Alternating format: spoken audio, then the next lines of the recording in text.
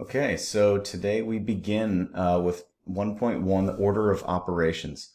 So I like to sometimes refer to it as something different just to mix up the terminology, because I think we've all heard order of operations so many times that it kind of starts to lose meaning. So I want to think of it as like action item priority list. All right, so what is the order in which we tackle mathematical statements and mathematical actions? And actions stands in for operations.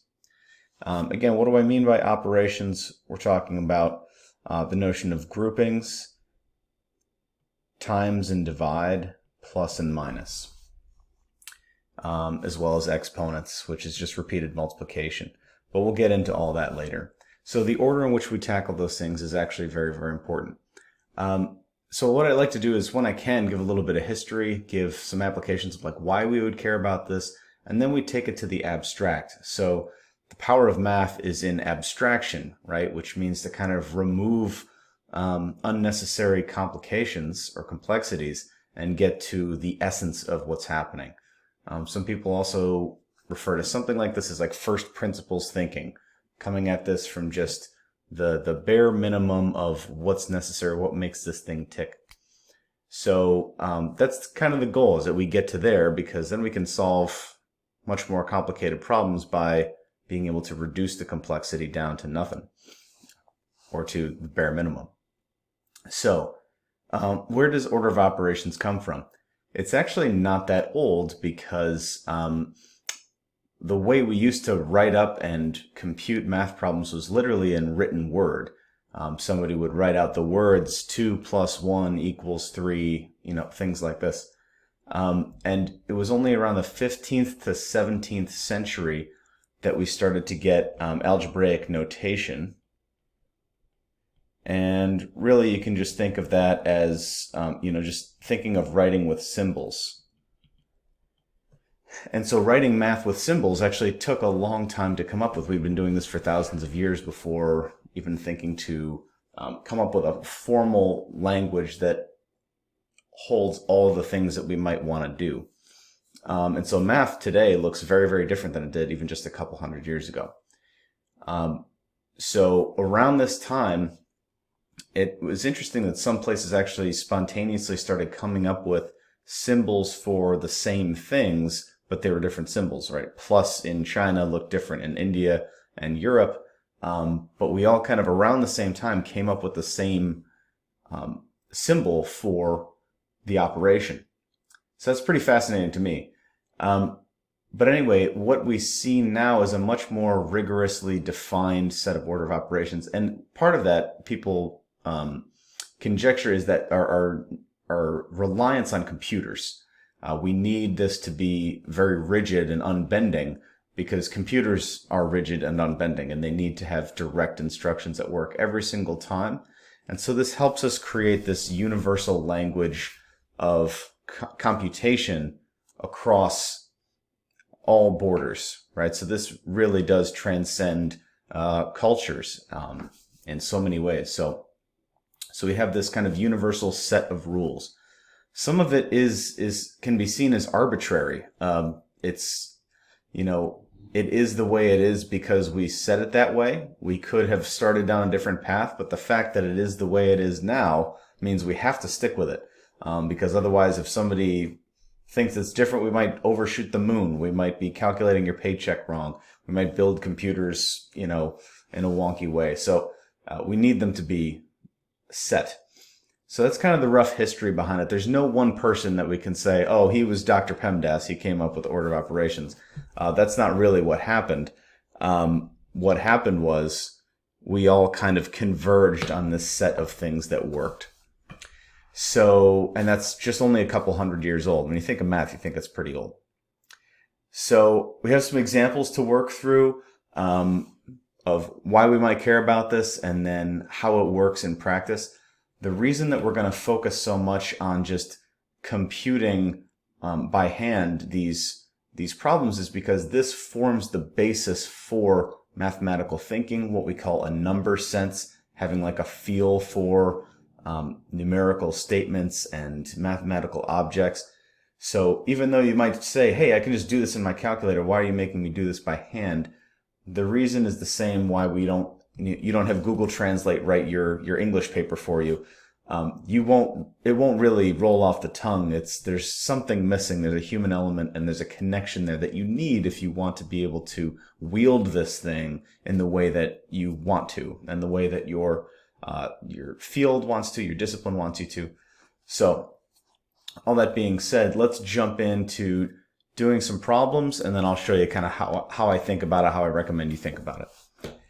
So let's look at an example. And for these lectures, highly recommend that you take notes alongside and then use them to work on practice problems after, use them as reference, read back through them, rewind, all that sort of good stuff. So example 1. Let's think of why this might matter, like in our real life. So buying a car. Let's say that you happened upon a very fortunate set of circumstances where you're buying a $20,000 car.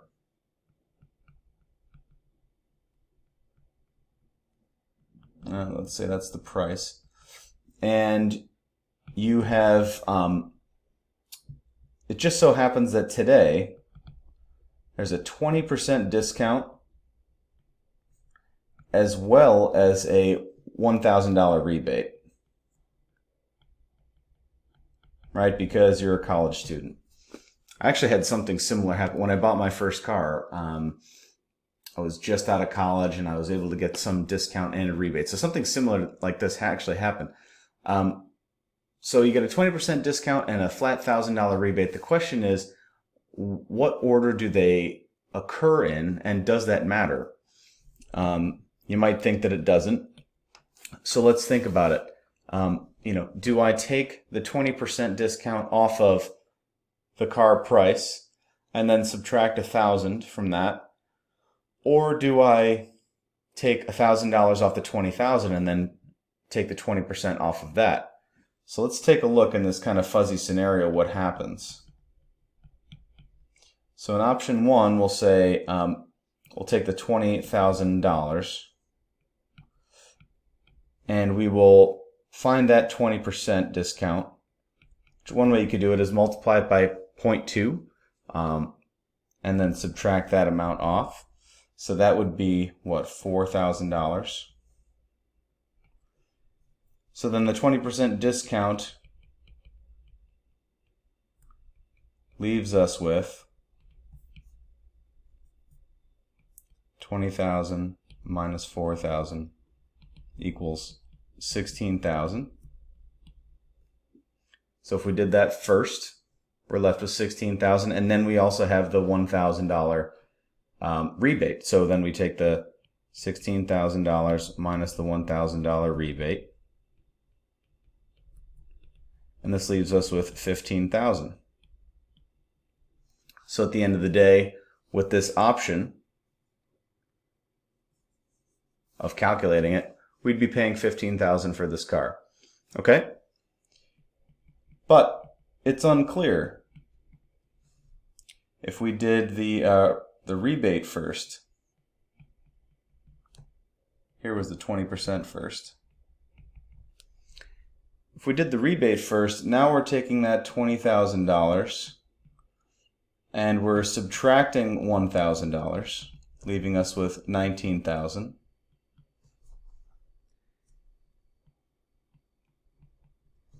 And now we'd apply the 20% discount,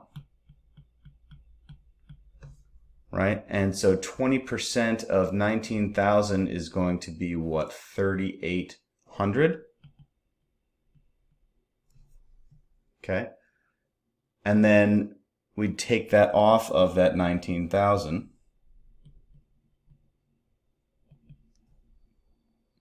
And so this would be what? $15,200. Okay, so what just happened? Depending on the order in which I apply these discounts, I'm paying a different amount, and to the tune of $200. And you can see how if the numbers were larger here, if the car cost $60,000 and the discount was a different amount and the rebate was a different amount, we could be paying a lot more. So we need some clarity here. And so this is the problem with this situation, is that we need more clarity, and writing it down grammatically has its limitations. So that's why when we move to symbols, we need this set rule, or this action item priority list of this is how we always carry these out no matter what, so that we're not stuck wondering, am I paying $200 or not? So if you're in a situation like this, you want to ask, does that discount come before or after the rebate, or whatever it might be, with percentages and flat amounts, because you're talking about multiplication and addition or subtraction happening in different orders. So we need that order to be the same no matter what. All right, so that's just kind of to frame why we might care about this in the real world.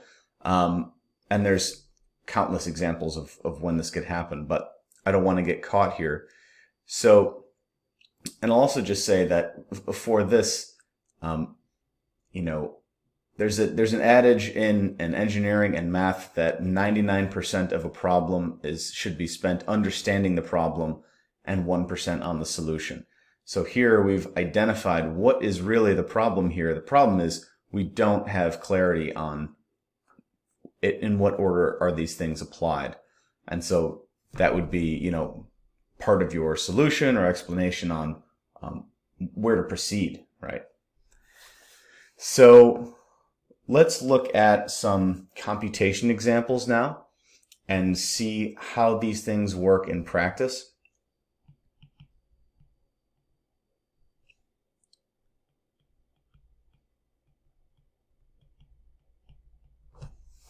Okay, so let's look at just a basic computation problem. There's actually a lot of places where this can get goofed up. We have some brackets, we have multiplication, we have addition. You might be asking, where do you see the multiplication? And I'll show you. So what typically happens is folks will try to do things that look simplest right out the gate. Right? You might be tempted to just add this 4 plus 2. I probably caught about 80% of you wishing that you could do that. And you actually cannot do that, and the reason is because this has an implied multiplication here which trumps addition. So let me lay out for you what the order of operations is agreed upon, and then we'll work through this problem using that. Okay, and so what that order is, or action item priorities, is as follows. So you're going to want to write this down. So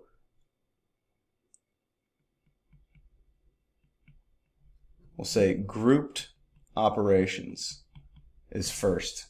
And I'm going to come back to that in a second, because this is kind of if you're in computer science, this is kind of a nested loop. So 2 is exponents,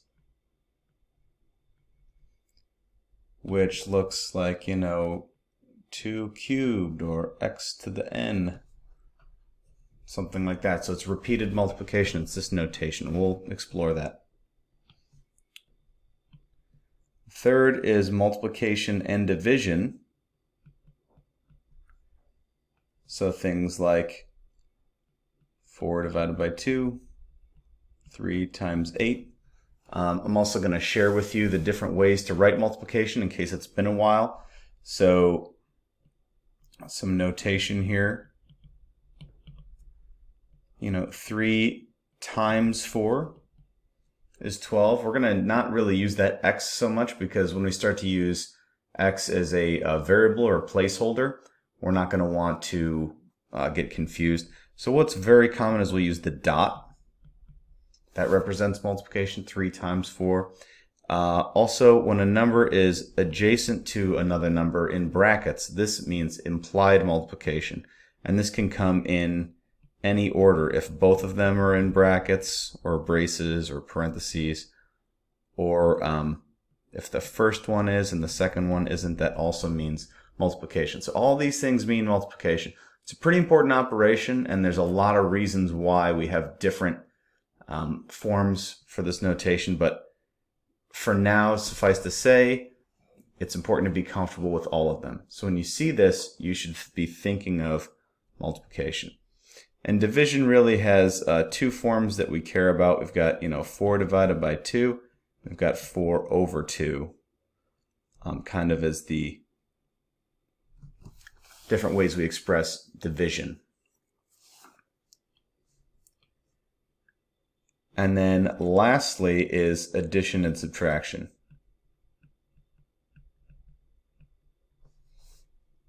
Okay, so things like 3 plus 5, things like 7 minus 10.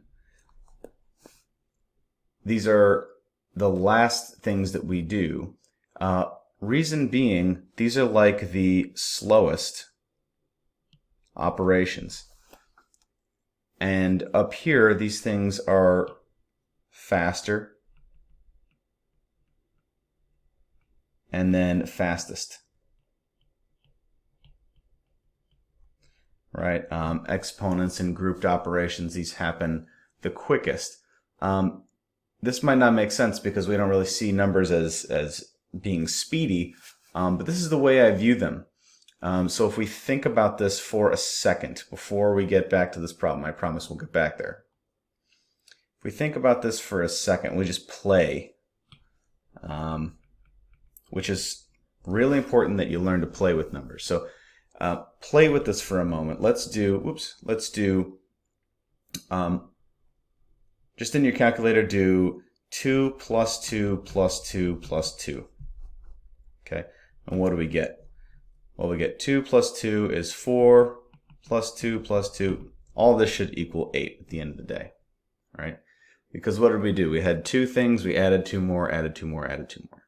Same thing if I subtracted, it would be 2 minus 2 minus 2. We'd actually end up at negative 6. But anyway, this is a slow operation because what are you doing? You're totaling things up. You're putting them into buckets, right? So this is the speed of addition.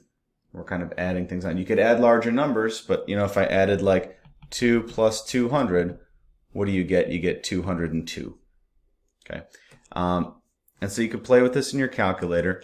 You might be asking yourself, Mally, why are you having me do this? Because of the next piece here. I'll show you. So 2 times 2 times 2 times 2. What happens when you do that? So 2 times 2 is 4, but then we multiply it again by 2 and we get 8 times 2. And then we multiply that and we get 16. And now we're sitting here comparing adding 2 4 times and getting 8 versus multiplying it 4 times and getting 16. And if we do that again, we'd actually get, so if I multiply this again, I'd get 32, whereas up here I'd be at 10. Ooh, not plus 10. Up here, if I added 2, I'd be at 10. And so what I'm trying to show you is that if you are multiplying numbers again and again, they're changing much, much faster. And for just one more example to drive this home, right?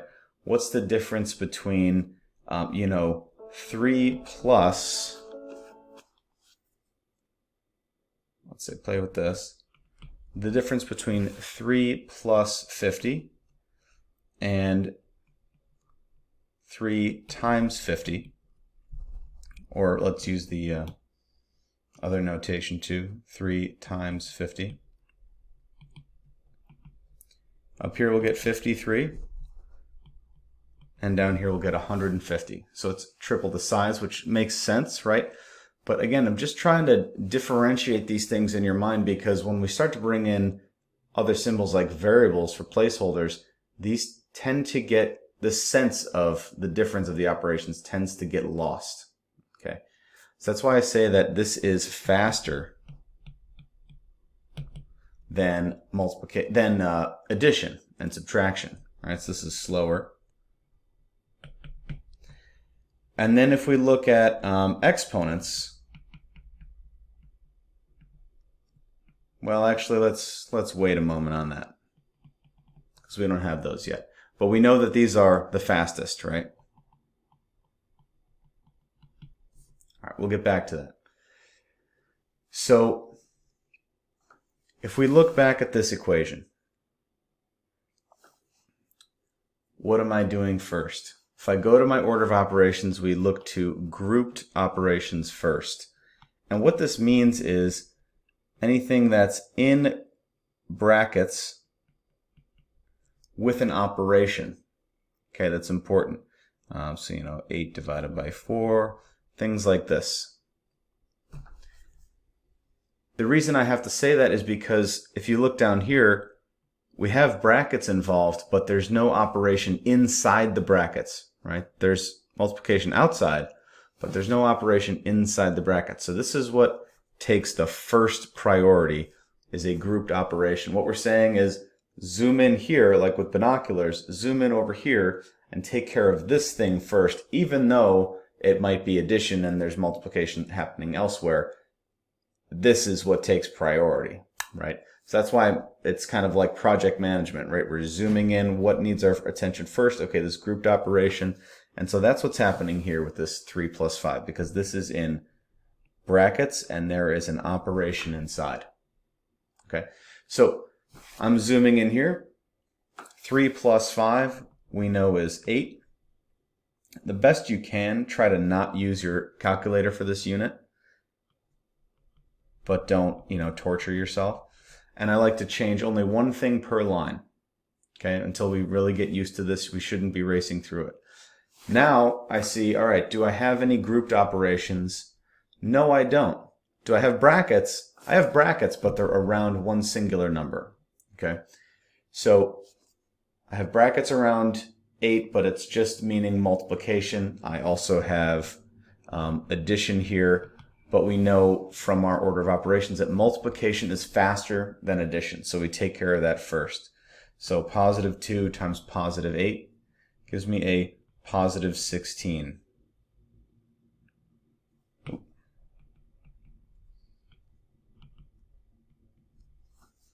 Okay, and then we're left with 4 plus 16, and we just add these together. Okay, so we're left with 20. So again, if you went down this road of, like probably a lot of us were tempted to add the 4 plus 2 first, let's just see what would happen. Sometimes I say let's go to wrong land and explore what would have happened. So if I did, 4 plus 2 times 3 plus 5, if I did this in a different order, I'd end up with, 6 times 3 plus 5. And then maybe I would have done the brackets at this point and said, all right, that's 6 times 8, and that's 48, right?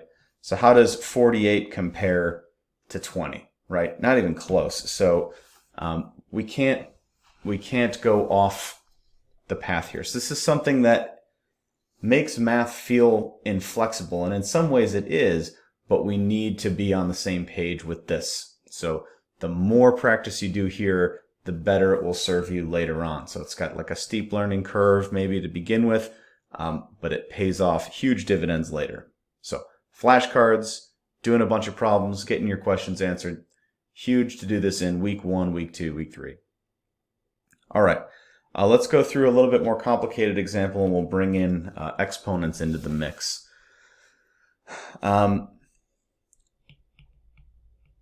So if I had 4 minus 8 squared minus 3 times 4. Okay, so what does the exponent really mean here? This is an exponent. It's in that superscript notation, and what it means is repeated multiplication.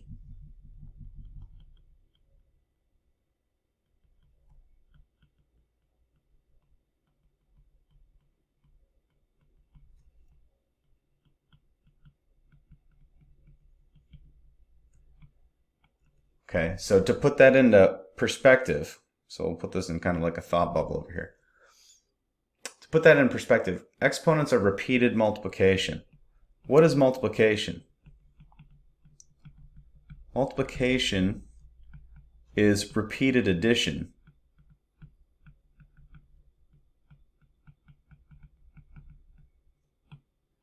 And what is addition? Addition is just totaling things.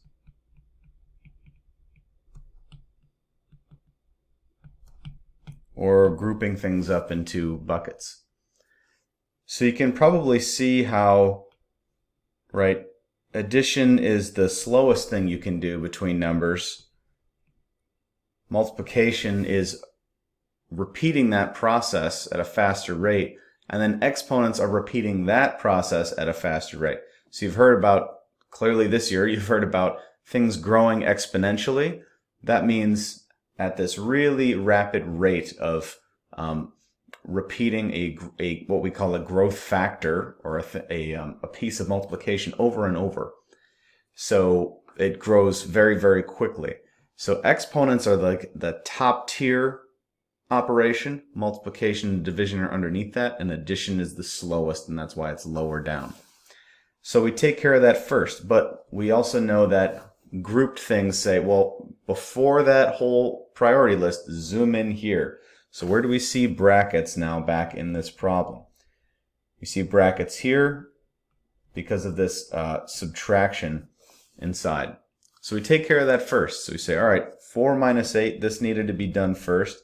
Always bringing down an equal sign each time to show this is the same as this. So on the inside, we're left with negative 4 squared minus 3 times 4. Okay, so negative 4 squared minus 3 times 4. Now my grouped expression, these are all done. You can kind of make, like a checklist.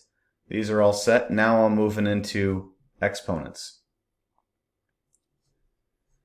So exponents are next. It says negative 4 squared. Repeated multiplication. What does this mean? 2 cubed means 2 times 2 times 2. Right? In this case, that'd be 8, not 6. Right? So it's not 2 times 3. It's 2 times itself 3 times. That's why this thing gets so huge so quickly. You can play with this in your calculator with some other numbers and see what happens.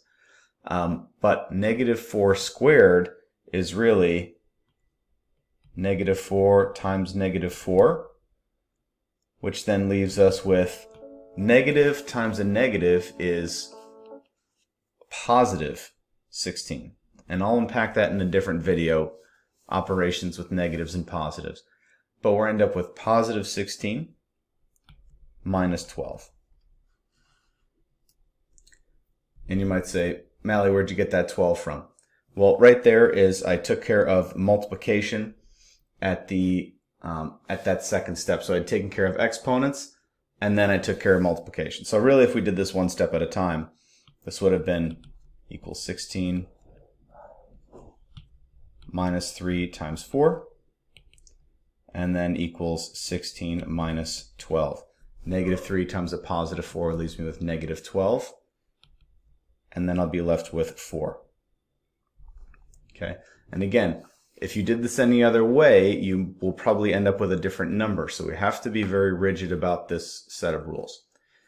This is a place where you might feel like either I feel totally lost, or I feel like I'm way past this. And so I will just stress to you the importance of taking our time here, because the course will take off later on when we get to more advanced concepts. This in itself is super, super important. So take it slow, hit rewind, make sure you really nail this stuff before we move on. Okay? So do that to the best of your ability. And if you're struggling, make sure you get help here. And if you feel like this is very much a review for you, make sure you still take it seriously. Okay, can't stress that enough. All right, let's look at now another example here. This was do you guys remember possibly the infamous Facebook problem? This highlights something important about the order of operations which I haven't mentioned yet, which is that when you have groups, exponents, and then you noticed I put on the same tier, I said multiplication and division, and then add and subtract. These are on the same tier. So what that means is that they have the same level of importance, they have the same speed. So then if I have two of those, which comes first?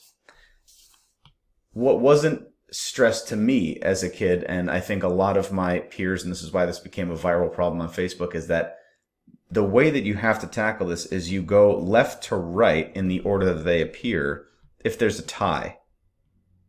So if there's a tie, work from left to right. So we'll see if that comes into play here, but here's the Facebook problem. And we'll see where that does become an issue with moving left to right. So in the Facebook problem, this was how it was stated: 6 divided by 2 times 1 plus 2. So the idea was, okay, I got to do brackets first, right? So I get 6 divided by 2, 1 plus 2 became 3 inside. And so this is where it happened. We have 6 divided by 2 times 3. What comes first? Do I divide the 6 by 2 first, or do I multiply the 2 times 3 first? And so this is where people got split. But we have to agree that multiplication and division are on the same tier, and so we do them in the order that they appear, which is from left to right. So what happens is you get 6 divided by 2 first, which gives us 3 times 3, and 3 times 3 is 9. So what people were tempted to do, I think the problem was, they wanted to multiply the 2 times 3 first, and then they'd get 6 divided by 6, and then they'd all get 1. But really the answer is 9. So this is one of those things pointing out the subtle need for details in this list. And that key detail that a lot of people missed out on. Again, I remember missing out on this in my early days in mathematics. Oh, I didn't know they go left to right. It does turn out to matter in a lot of cases.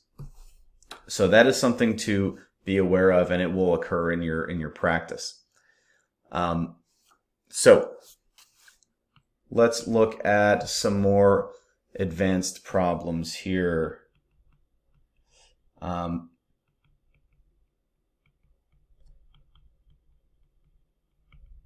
Something involving nested brackets. Okay.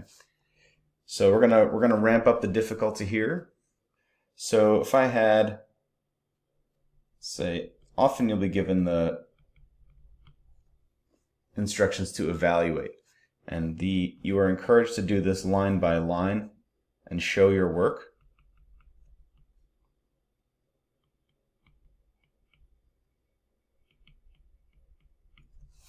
Okay, so here you see we've got this big, what we call a rational expression.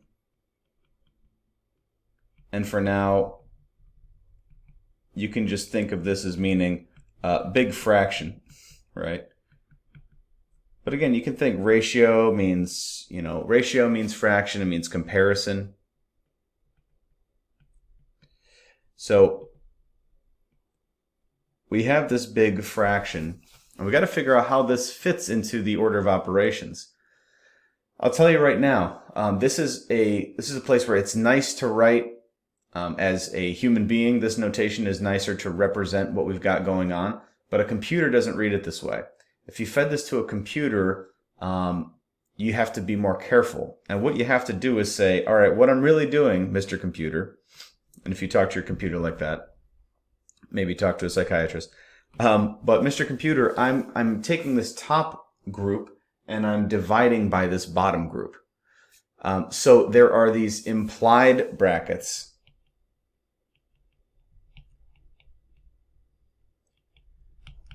and we need to be aware of them. And so when you have a fraction, there are implied brackets.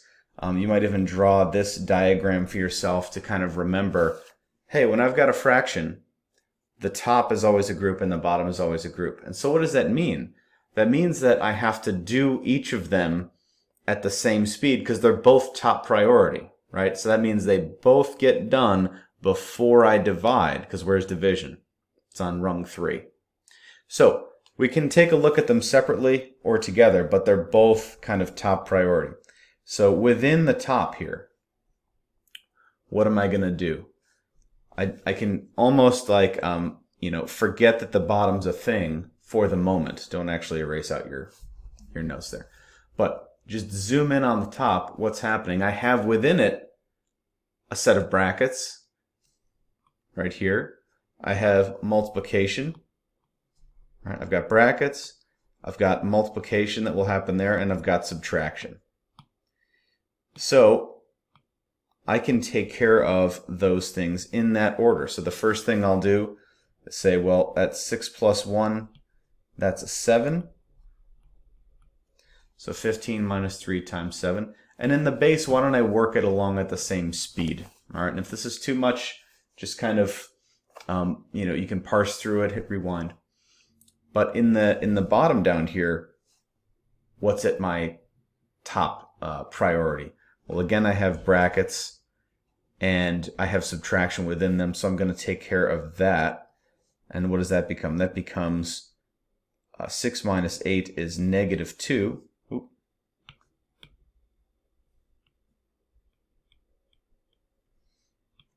Squared plus 2 times 6. So you kind of see how I'm dealing with these as separate problems, but at the same time. You can do it this way, or you can do them one at a time. You'll end up at the same place. So again, equals. In the top now, zooming in here, what's next up in my priority list? Is it multiplication or is it subtraction? It's multiplication. So I get 15 minus 21. Negative 3 times a positive 7 here. And then in the base, exponents are going to happen before multiplication. So negative 2 squared, what is that? That's really negative 2 times negative 2, which is positive 4 plus 2 times 6. And so I've got this new set. And again, there are still these implied brackets here and here. So 15 minus 21 in the top becomes negative 6. All over. In the base, we've got multiplication and addition. So multiplication happens first. 4 plus 12. And we've got just that last bit. 4 plus 12 gives me 16. So I get negative 6 over 16. And we'll learn in the next chapter how to simplify this. But I'll show you, I'll just say that this is equivalent to negative 3/8, which you can go ahead and punch in your calculator. You get something like it's 0.375, negative 0.375. I'm unsure about that. But this is what we end up at, and we followed the order of operations correctly. So what happened was we had implied brackets since it was a fraction, and within it we had brackets that needed to be operated on first, right? So that needed to be done before the exponent. This needed to be done before the multiplication. So that was a pretty complicated one. That's about at the level that you'd see on your unit test or final exam. So it's a good problem there. And so there's one more that we'll do here that is worth highlighting. I forget what example we're on now. 5? I think we're one behind. So the other is that a different type of bracket.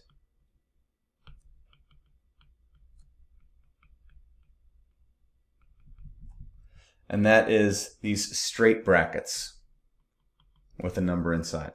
What does this mean? This really means what we call the absolute value.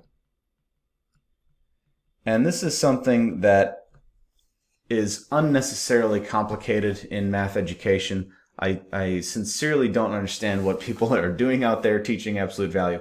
All that it means is the distance from 0. Okay, that's it. How far is this number from 0 on the number line? Okay, so wherever your number is, what is that distance in units? And how do we measure distance? Well, we measure it with just a flat number, and that number is always going to be positive, right? You don't go say, I just ran -3 miles because I went in the opposite direction. No, I ran 3 miles. It's a positive number. So this is the distance from 0, and that's it. However, it does count as a bracket in these types of expressions. So let's look at an example. So I'll say, let's evaluate 15 minus 4 minus 8 squared all over 10 minus absolute value 6 minus 10. So again, we'll do these in implied groups, top and bottom. The top, these count, the absolute value brackets count as brackets, so we do them first. So we say 15 minus 4 is 11. I know the brackets themselves look like 11, but there's an 11 inside the brackets. And then the bottom will do at the same time. 10 minus 6 minus 10 is -4. Okay? So from here, we're left to then compute the absolute value, because in itself it's kind of an operation, but it's brackets. They need to be evaluated first. So what is the distance from 0 of the number inside? So here, what is the distance of 11 from the number 0? Well, if I'm at 11, I'm 11 away from 0. So that equals 0. Or, oh my goodness, that equals 11. Got caught up in changing colors and stuff. So that's 11, right? Well, how far is 11 from 0? It's 11 away from 0. Minus 8 squared. All over 10 minus, what is the distance of -4 from 0 on the number line? So if I come over here to my number line, let's say I'm down here at -4. How long is this distance? It's a distance of 4. Don't overthink it. You're 4 away. So this is 10 minus 4. And then that's it. This follows as the rest of our order of operations problems have. So now we're looking at the top as a group, bottom as a group. 8 squared comes up first. This becomes 11 minus 64. Because what is this? This is 8 times 8.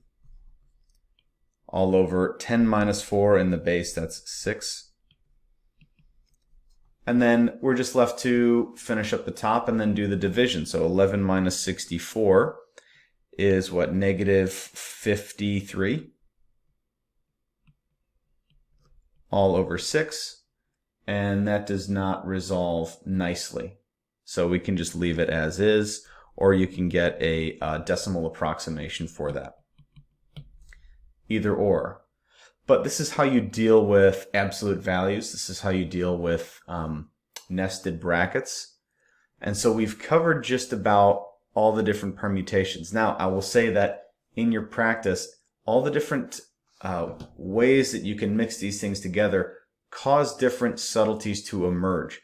And so I encourage you to take very careful notes. If you get stuck or you have hiccups, get curious about it. What did I do that caused this to happen, instead of, oh man, here we go again, right? How well are you going to learn if you're getting frustrated all the time? So if you notice you're getting frustrated, take a breath, go for a walk, grab a glass of water, and come right back and let's figure out what is it that makes all this stuff work. Because if you're curious, the pieces will start to click together. There's no such thing as a math person. Okay, so you can absolutely nail this, but it requires interest. It requires, all right, I really want to kind of understand how these things play together, instead of, here we go again, another math problem. You can go through it like that, but you're not going to have a lot of fun. You're not going to learn that much. But if you think about this as like a puzzle, something to discover and explore, you'll have a much better time, a much more successful learning experience. So we've gone over the history, where it came from, why we might care about this, why it's really important that we have as an algebraic language, we have an order that's set, and now we know how to think about it. Addition and subtraction are slow. Multiplication, division are a little bit faster. Exponents are super fast. And we got to remember that if there's bracketed operations, we got to zoom in there first before taking on the rest of the list. All right, you guys have got this. We'll see you in the class discussion, and have fun playing with these puzzles.